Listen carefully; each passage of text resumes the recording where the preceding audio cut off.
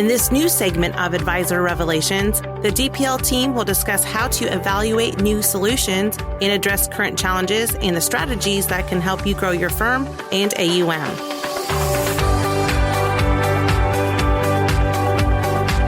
Welcome, Jonathan Clements, to A Day at DPL, a podcast we've been running for the last number of years, talking to a lot of thought leaders in financial services and getting their perspectives on what they're seeing, what they're thinking about, what they're researching. And we're super excited to have Jonathan on today. Jonathan Clements is the founder and editor of HumbleDollar.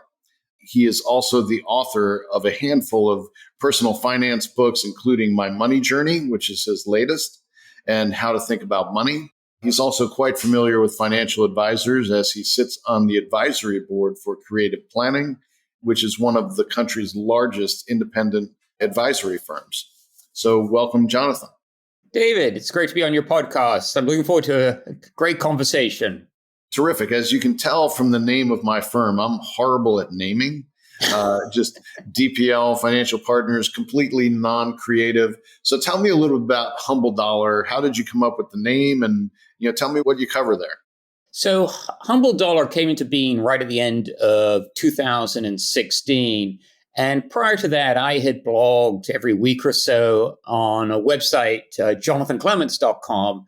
But I had this notion that I wanted to create a site that didn't hinge on my name. So I spent months actually trying to come up with a name for this site. And if you've ever spent any time with GoDaddy, you'll know that all of the good URLs have been taken years ago. That's right. Hence DPL. And I had been playing with various ideas, around sort of money and being rational, being humble, because I think that's important to managing money. And somewhere in the middle of the night, this notion, HumbleDollar.com, came to me. So I got out of bed, 2 a.m, went to my laptop, went to GoDaddy, plugged in HumbleDollar.com, and sure enough, it was available for $10.99, whatever the price was at the time.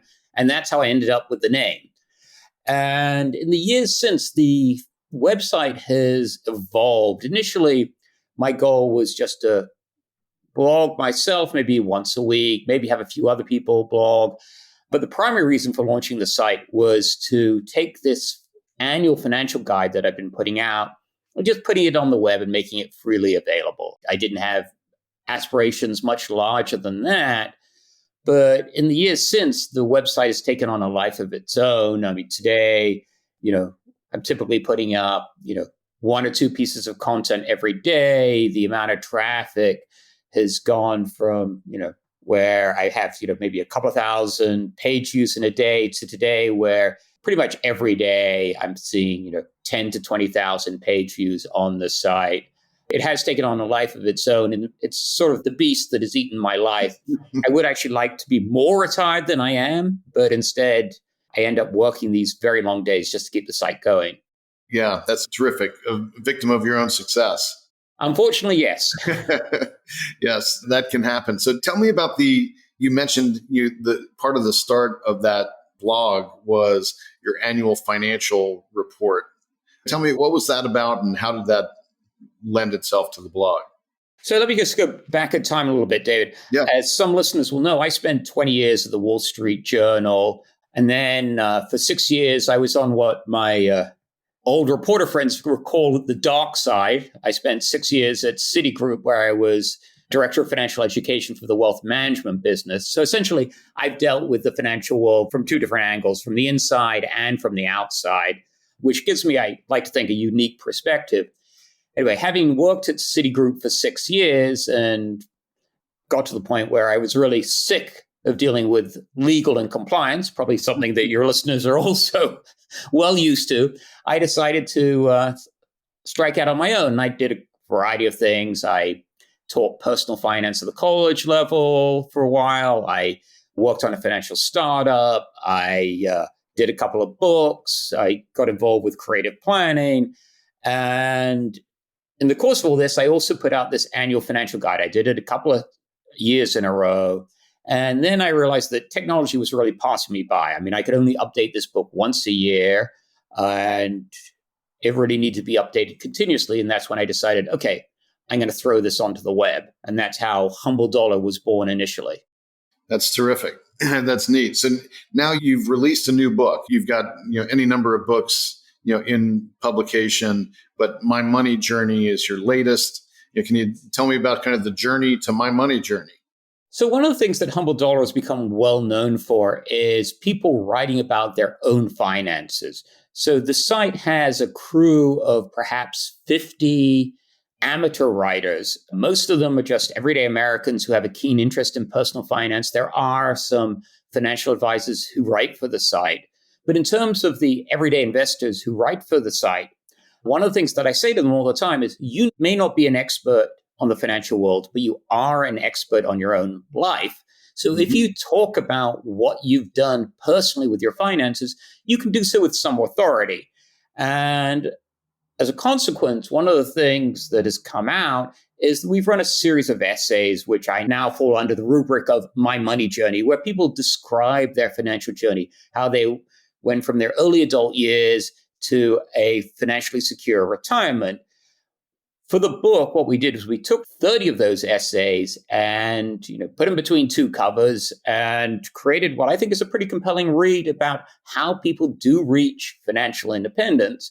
And of course, one of the things that you discover is, and this will be no surprise to most financial advisors, is that people don't get there by making brilliant financial decisions. They don't get there by, buying Tesla on the IPO. They instead get there by saving diligently year after year, decade after decade, shoving that money into the 401k plan, making mediocre investment decisions. But if they do that for enough years, guess what? You end up with a significant sum of money. And most of the stories in the book really fall into that category. People who just did the right thing for many decades and ended up with more wealth than they ever imagined. Yeah, and that's the key, being diligent and sticking to a plan. And like you said, if you're hearing from investors who are talking about they made their money on the Tesla IPO, it's like talking to gamblers who always win, right? They don't tell you about the losses. I'm sure there were some losses offsetting that kind of strategy, but it's that diligence of, sticking to a plan, continually contributing and building up, wealth over time, not looking to, hit lottery tickets. And I think that comes to an important point, which is it's very rare that we have an honest conversation about money. I mean, advisors may be able to have that with their clients, but in terms of everyday conversations about money, it is full of testosterone. People lie about their financial situation all the time. In fact, adult males lie more about money than teenage boys lie about their sexual experience. I mean, it's just goes on and on. If you've ever been to a cocktail party and talk to people about how they invest, you would imagine they're all multi-millionaires because all they talk about are their successes. And yet that's not reality. We know that's not reality. And one of the things I like to think about HumbleDollar in general and the book, My Money Journey, that came out of it is this is people talking honestly about how they handled their finances, about the mistakes they made and what were the keys to their financial success. And, as you picked up, it's really very prosaic. It's saving money month after month, year after year, decade after decade, hopefully making reasonably intelligent investment decisions, but not always. Right. And I think we'll get to this in our conversation a little bit later. When we talk about that, what we're talking about, I think, is the easy part of financial management, which is the accumulation stage. Yes. Accumulating money is sort of brute force over ignorance. If you just keep socking away that money, even if you're a lousy investor, you will get to retirement with a significant sum. It's the people who don't save at all who have the problems. But if you do save, even if you don't make good choices, you're going to arrive at retirement with a decent amount of money. But then you get to that really tricky part, which is how do you turn that into a stream of income that's going to last as long as you do? Right. And one of the things before we get to that in retirement, one of the things that I think is interesting about, you talking about the journey and hearing from people is I'm fascinated with kind of behavioral finance and psychology around investors and how it changes over time. Right. So, you're, 30 years old and you're willing to take all kinds of risks. And then, as you age, that typically changes. you approach that retirement date, and all of a sudden, you get allergic to losing money. And so, can you talk about some of that journey and, both your own and what you see on your site? So one of the things, David, that's interesting about financial journeys is that even as we get older and we should sort of rationally become, less willing to take risk because our time horizon is shorter and we're living off our savings and our human capital is going away. Mm-hmm. By that point, the funny thing is that most of us actually become more risk tolerant, at least from a personal point of view. We're actually more comfortable with stock market's ups and downs. We're more willing to hold on through a market decline. When you get into the depths of bear markets, who are the people who are buying? It's not, the 20-year-olds who are, in love with AMC and GameStop.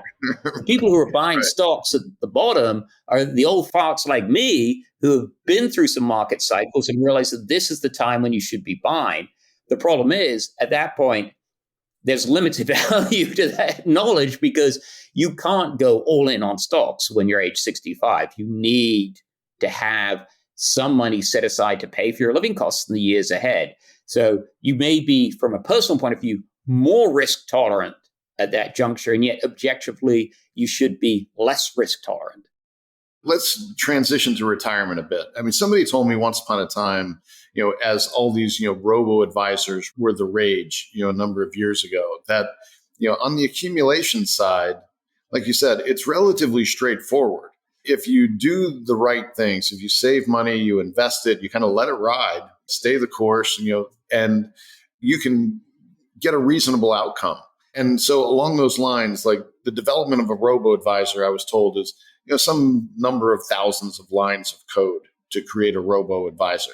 Now, if you want to apply that to decumulation or retirement in layman's terms, that's hundreds of thousands of lines of code, right? It's of orders of magnitudes more complicated. So I talk about this a lot. I think retirement is more complicated today than it's ever been. The duration of retirement's longer. You can be looking at 30 years. You're largely self-funding. Pensions are going away. Social Security will be around, but will benefits be lowered? Who knows, what changes may occur there. But it becomes a real challenge where you're looking at pretty much self-funding a 30-plus year retirement. And that's not so easy as just putting money away and keeping it invested. And on top of that, when we think about retirement, it's not just about the income stream. There are also the potential for big expenses such as long-term care. We're also dealing with major housing issues. People also need to think about estate planning. It is indeed far more complicated. One of the things that, and this is a bit of a digression, but one of the things that drives me nuts about the financial conversation we have in this country is it is all about investing. That's right. 90% about, what gets discussed on CNBC, what's hot, what's not, which way is the market going, what's happening to interest rates. And yet, if you look at people's financial lives, there are three other crucial areas beyond investing that they need to be thinking about. The second area is these larger financial issues. What about their estate plan? What about their housing situation? Do they have the right insurance? I mean, these are important issues, and these are issues where, a good advisor can add a lot more value than they can to figuring out the exact right allocation between stocks and bonds. That topic that we spend way too much time on. And then, beyond that, we need to think about these behavioral issues. How do we keep people invested in the market? How do we make sure that they are comfortable with what they own? How do they get people to have happier financial lives? Which brings me to sort of the fourth aspect of managing money, which is, what does money mean to people? What is it that they want from their financial lives? And that's a question that becomes front and center when you reach retirement. You need to replace this thing that you used to have, a job that used to give you a sense of purpose, and to find some way to give a sense of purpose to what's meant to be this golden period of your life when you are purportedly financially independent and able to do whatever you want. And for a lot of people, retirement is a big disappointment. And so figuring out what money means to people so that they can have a fulfilling retirement, that is a hugely important issue. And it's a lot more important than deciding that you should have 58% in stocks rather than 60%. Yeah. And I see that so much, like particularly, and you said that gets amplified in retirement. During the investing years, financial advisors tend to be focused on numbers because they're disciplined around investing and probabilities. And let's stay invested and let's consider the numbers and the math and the probabilities and the allocations and all that. Now you get to retirement, money gets a little more personal, right? Even more personal than during accumulation, because now you've got this nest egg that you've got to live on. Like you said, your human capital, your working capital is likely no longer there, or maybe you can get some kind of part-time job or something like that. But presumably you're going to be living off your savings. And now psychology, emotion, personal preferences really start driving that. And one of the things that we know about retirees that comes from the academic research is that those who have predictable income, such as a large stream of Social Security that covers a lot of their costs, or they have a traditional company pension, those folks tend to be happier retirees. Most folks who are just living solely on a portfolio of stocks and bonds with all the uncertainty that's involved are not nearly as happy as the people who have that predictable stream of income. So when you think about retirement, where we know that if you get it wrong, it really bites. That's right. Having that predictable stream of income is hugely important. Yeah. And we've seen that one of the rewarding things, about building this business that we have is, I've built this marketplace of no load, commission-free insurance products, particularly annuities, and wanted to do that because I thought fiduciary advisors need to be able to use them in their practices. Consumers need to be able to buy them directly without having to deal with a commissioned salesperson. And so, we largely approach a novice annuity user market. And we're just, completing a survey of those users. These advisors who never really used annuities before have only been doing it since we've been around in the last 5 years. And they report those things back. Right. And that's really rewarding because like part of the reason I'm passionate about annuities is because of the value I think they can bring, to a retiree. And to hear advisors tell us back that my clients are better able to stay the course. They're happier in retirement. They understand they can spend more with the annuity. Like all the things academic research, tells you about it, about the benefits of an annuity, to hear it come back in the real world that your customers are telling you that they're experiencing that is tremendous. So maybe you can tell me a bit about, your thoughts on annuities and, how those might have evolved over the years. So, of course, the term annuity is unfortunate because it covers a multitude of sins, right? And when we think about annuities, right, there are fixed annuities, there are variable annuities, there are tax-deferred annuities, there are immediate annuities. And, our particular focus here today is we're talking about immediate annuities. But there are all these other products that fall under the annuity label that in a sense, yes, they're all sold by insurance companies, but beyond that, they're not as similar in my mind as they are different. And one of the problems for the insurance industry, and it's a problem they've created for themselves, is that people hear the word annuity and they run screaming in the opposite direction. And based on the history of the insurance business, you can hardly blame them. That's right. People's first experience with an annuity might have been, the variable annuity that they were sold by the securities salesman, in the branch when they announced that they had, an extra 10 grand from grandma or something. And that was their introduction to annuities. And suddenly they had this variable annuity they couldn't get out of, that they paid a huge back-end sales charge if they try to escape. And that is the black eye that the insurance industry has given to itself. And instead, at this point, it should be a golden moment for the life insurance companies. They, faced with this wave of retiring baby boomers, they should be in the catbird seat, selling immediate fixed annuities left and right to retirees who need, that lifetime income squeezed out of relatively small nest eggs that they've managed to amass. But instead, the insurance industry has this huge PR problem. People hear the word annuity and they immediately recoil. And somehow, the insurance industry needs to overcome that if they want to be successful in the decades ahead. Yeah, I mean, I say it all the time, and it's part of the reason for building the business. The root of all evil in annuities is commission, right? So if you look back to, Why are there long surrender periods? To recoup commissions. Why are there high costs? To recoup commissions. Why do you have all kinds of sales features and bells and whistles? So salespeople can sell things to get commissions. And the list goes on and on and on about, how commissions have bad reputation, based on bad sales practices driven by large commissions. I mean, we're not talking about small commissions for a transaction. You're talking about 80% of the cost of the product, is generally in the commission. So it's a very significant problem, for the industry. And I think the only way the industry truly ever solves that PR issue is to say, we're going like the rest of the financial services world to no load, right? There'll be a small segment where, a commission might make sense for a product, but we're abandoning the commission-driven sales model and we're going no load like the rest of the world. But the problem is, making that transition involves a huge one-time cost. And insurance companies are not going to be willing to do it. And if any one insurance company does it, their salesmen will up and move to competing firms, take their book of business with them.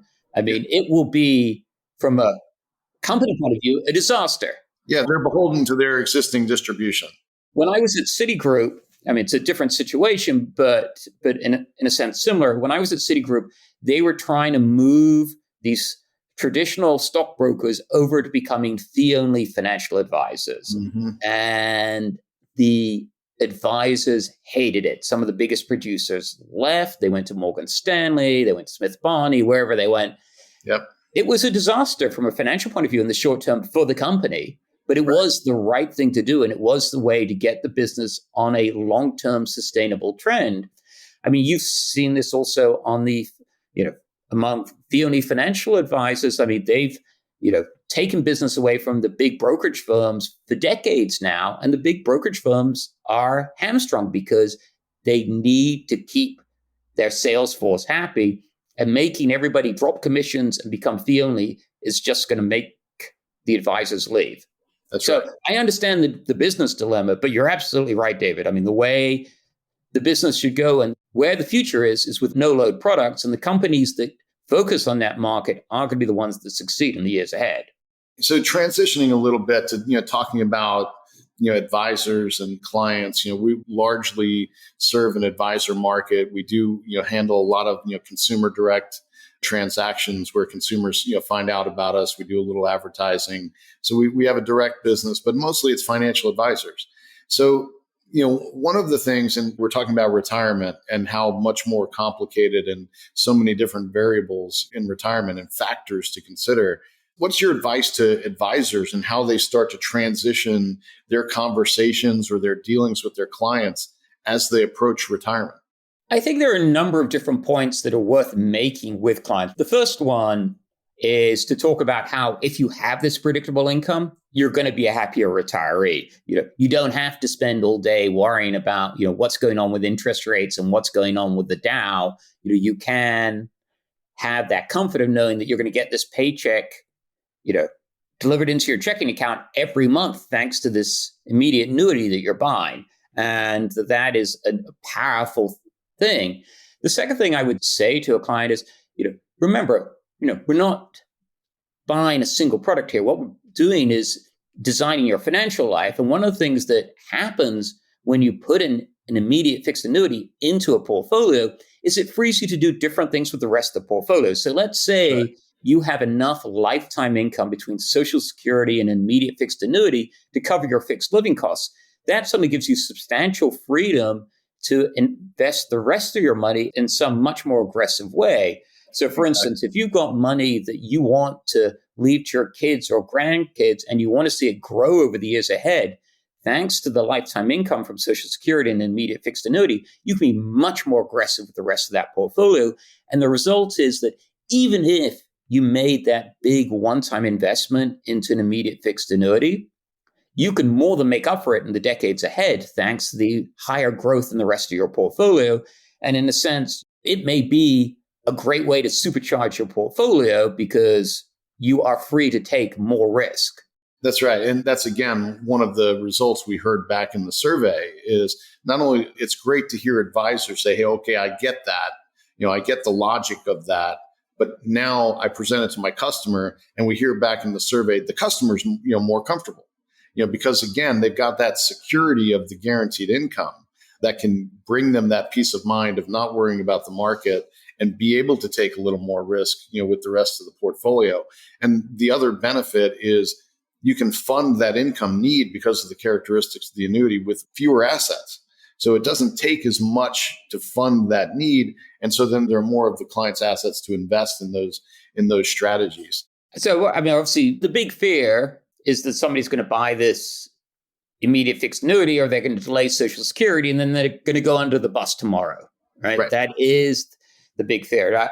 Now, my joke on this is always, well, it's a decision you're not going to live to regret, right? At the point you're dead, all your financial worries are over. But I realize that probably making those sorts of jokes with clients is not going to make you very popular. Right. I do think that the sale is a lot easier when we're talking about a couple. If you're trying to persuade somebody to delay Social Security till age 70 so they know that their spouse will get that larger survivor benefit, that's a sensible thing to do, even if you yourself are in poor health, because you know that your spouse is going to get the survivor benefit. Similarly, you're buying the joint survivor annuity. Even if you're a little concerned about your own mortality, at least you know your spouse will continue to get the income, if you're the one that goes under the bus. Right. I think the other thing that is, and it's related to this, that's worth explaining to clients is this notion of risk pooling. When you think about, this risk that you're going to die young and you're not going to get that much from this investment, it's not the insurance company that's going to be making, boatloads of money off you. It's going to be your fellow annuitants.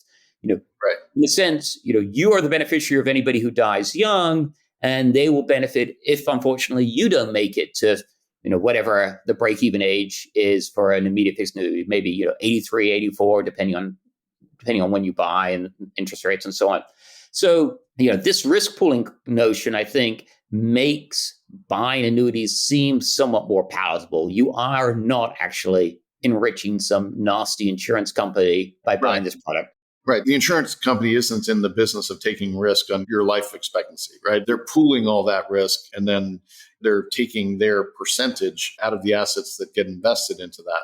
But they're not making large bets on what the market does, what life expectancy does. They're pooling and aggregating those risks. But for us, we have a couple of different things. One, you make a great point about, when you're looking at joint life, even if one of you passes early or unexpectedly, the likelihood that the other one still can live a normal and long life is one way to help people get comfortable with it.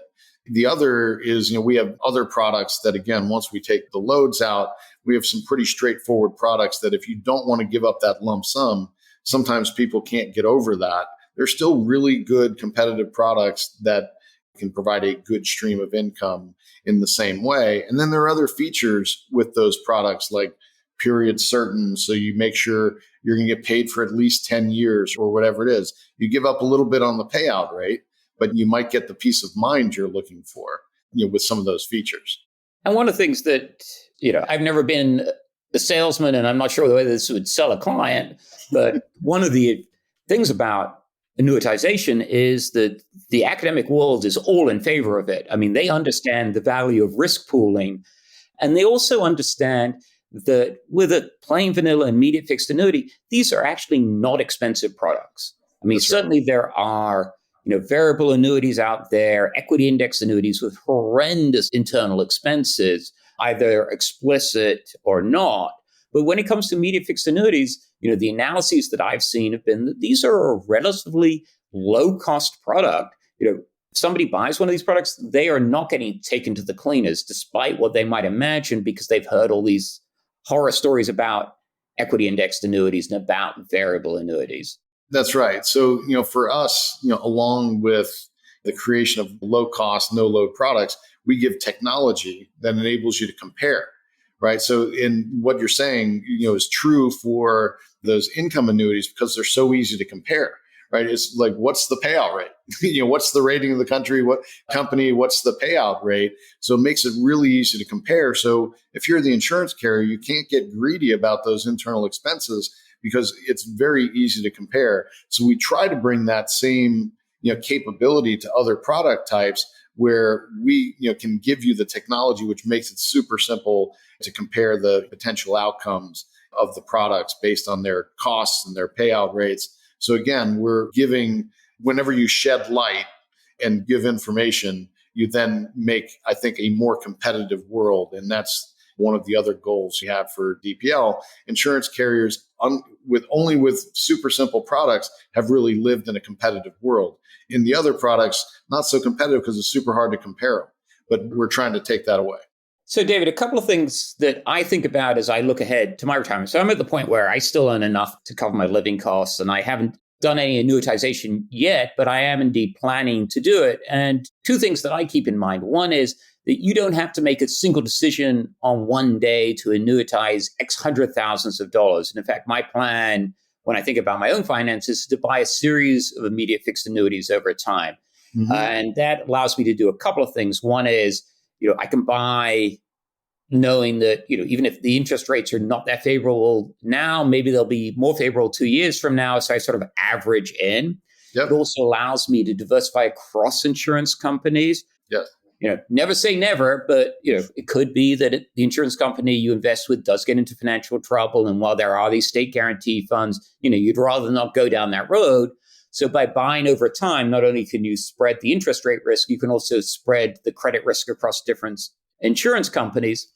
And then the third thing, people should think about is that even if you are the person in the marriage or in the relationship who's the one who's savvy about money, you may also be the first to go. And your husband or wife is going to be left behind to manage the financial situation. Would you like them to be managing a portfolio of stocks and bonds, or would you like them to be getting a regular check that arrives in their checking account every month? I mean, which is going to be easier? Well, to ask the question is to answer it, right? We know what is going to be easier. And even yourself, even if you are the financial savvy one in the relationship, we all know that financial sort of savvy does deteriorate over time, starting at around age 65. So even if you're perfectly capable of managing a portfolio of stocks and bonds at 65, by age 80, it may be a completely different situation. You may not be as smart about money at that juncture. And again, getting that regular check into your bank account once a month may be just the ticket. Yes. And like I said, it simplifies, the retirement income process. A lot of advisors, you get the traditional knock on annuities that they're complicated. My response is, tell me what financial product isn't complicated underneath. It's the implementation and the use, which is pretty straightforward when you're looking at that. And particularly if you want to compare it to like a total returns portfolio strategy, you want to talk about complicated. Trying to deliver retirement income for an unexpected period of time by making consistent portfolio withdrawals. Now that's complicated. But the next question we always get from advisors is, once you're talking to them about the benefits of the annuities and they kind of get it, is, well, how much do I allocate? What do I look to do? So in your personal situation, you're talking about in the future here when you're not working as much anymore, looking at annuities. So how do you think about it for yourself? Like, is it going to be 5% or 10% or 100%? What are you going to do? So the first goal is to delay Social Security until age 70, right? I mean, Social Security is the best annuity you can buy, and you buy it by delaying claiming benefits.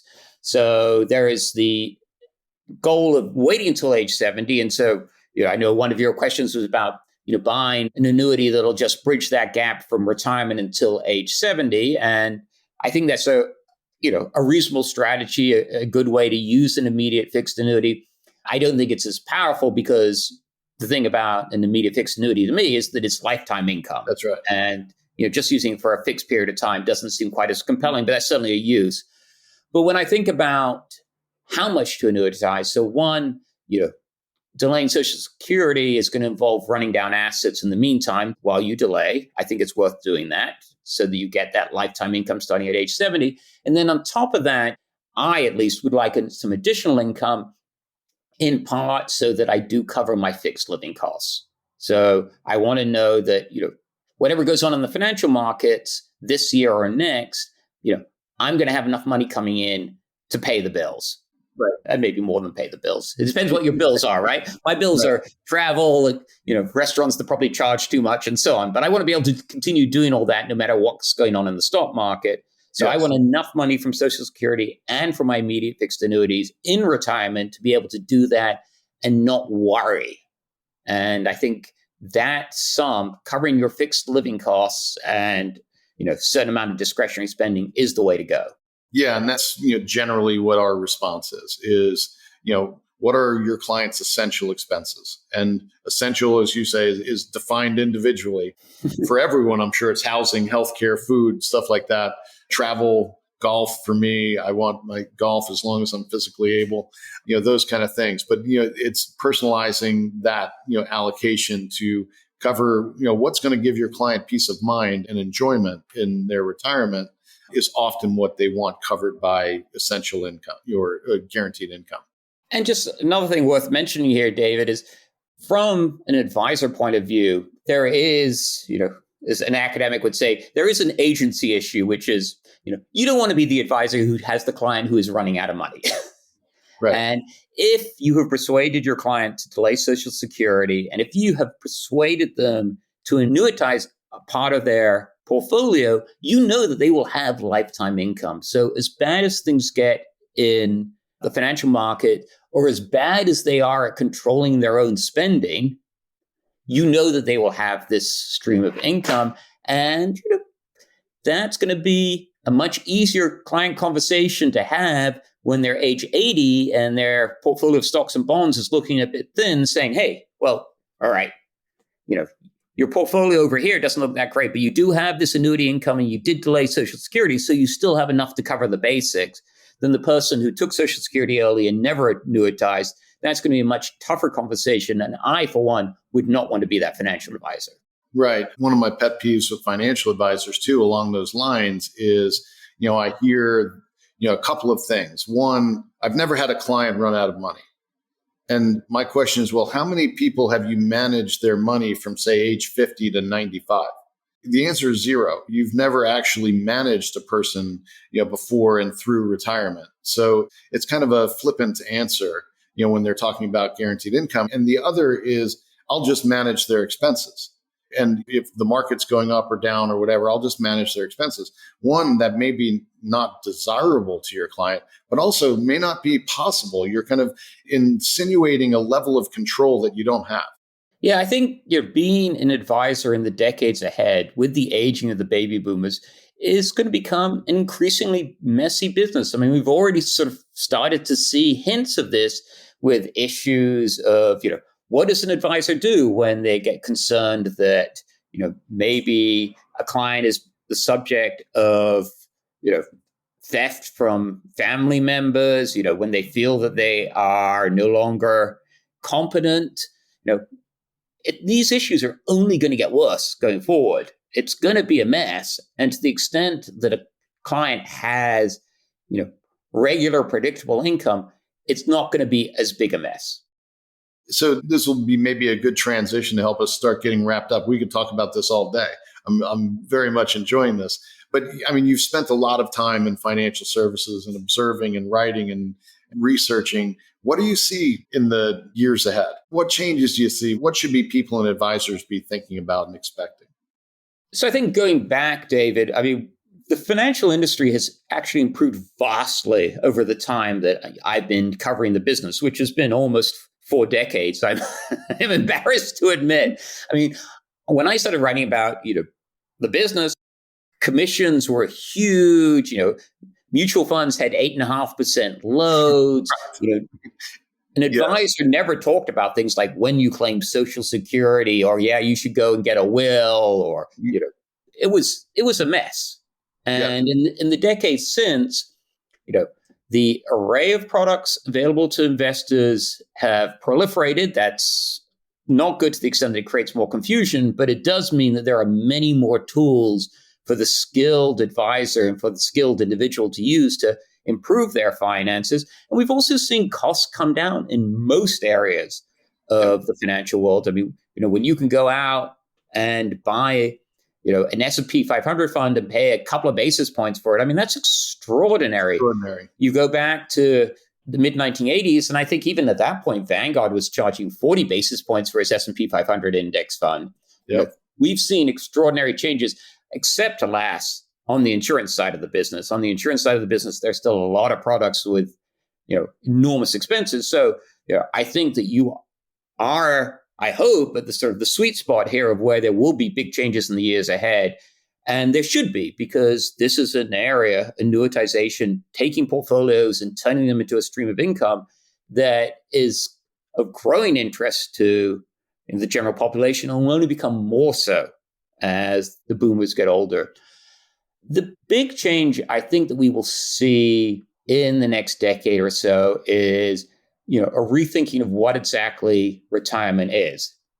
So beyond all the issues that everybody's already talking about, long-term care, what should the withdrawal rate be on the portfolio and so on, I think we're going to see a redefinition of retirement to the extent that we can't really afford to have everybody leaving the workforce at an average age of 62 and sitting around doing nothing for the rest of their lives. I mean, at a budget point of view, I mean, the federal government, cannot sustain, Right. Social Security benefits at that level. We as a society cannot have a society where, we have too few workers and too many dependents, too many people who are hinging on their labor.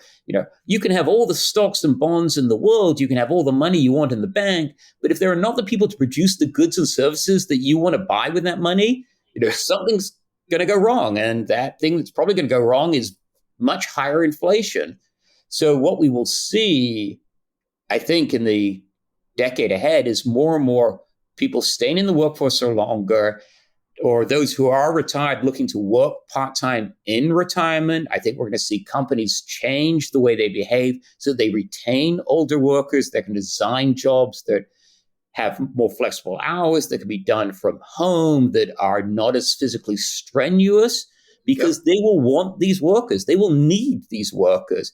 And all in all, I think it's a good thing. I don't think it's healthy to have somebody leave the workforce at 62 and spend the next 30 years, sitting around watching TV. And I hate to say this to you, David, and playing golf. I think we need people to be active in the community, to give themselves a sense of purpose. It's really important. Retirement, sitting around doing nothing, is not a good retirement. So not only is it good for the individual, but it will also be good for society, because we need folks to remain productive members of society for longer. Yeah, agreed. Even though there is a tremendous amount of streaming content out there, maybe you could keep yourself busy watching TV.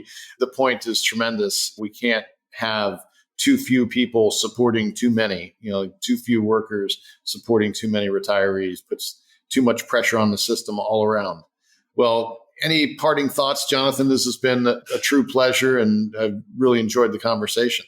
I think the only thing that I would encourage advisors to do, and I think a lot of advisors already do a great job of this, is to have a conversation with your clients, an ongoing conversation that is about much more than money.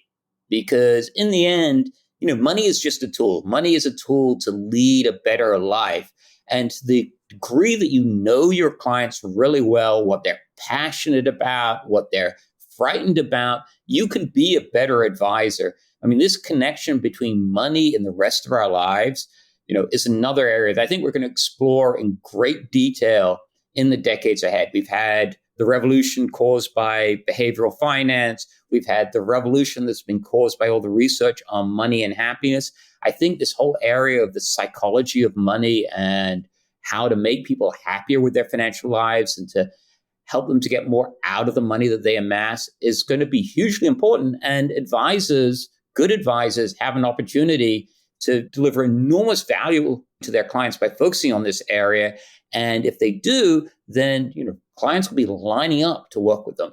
I love that, and I'm a huge believer in it. And one small thing we do, for our advisor set is, there's a a new questionnaire out there called RISA, Retirement Income Style Awareness, which was developed by Wade Pfau and another psychologist, Alex Murguia, to let advisors ask their clients what their preferences are for retirement income, right? Instead of just saying, here's your total return portfolio, here's how I'm going to do it. It's tell me what's important to you, right? And that's just one piece of what you're talking about, but it's something we can bring to it and give advisors a tool to help in those kind of conversations. But, a huge believer in that kind of getting to know your clients, what's important to them, much more than just, numbers and dollars and things like that. Tremendously important. So again, thank you so much for your time, Jonathan. This has been tremendous. Really enjoyed the conversation, and we'll look forward to catching up again sometime soon. Great luck with the book. Oh, thank you, David. It's been a fun conversation. Thanks for having me on your podcast. Thanks for listening. To hear more advisor revelations, go to dplfp.com and subscribe on your favorite podcast streaming app.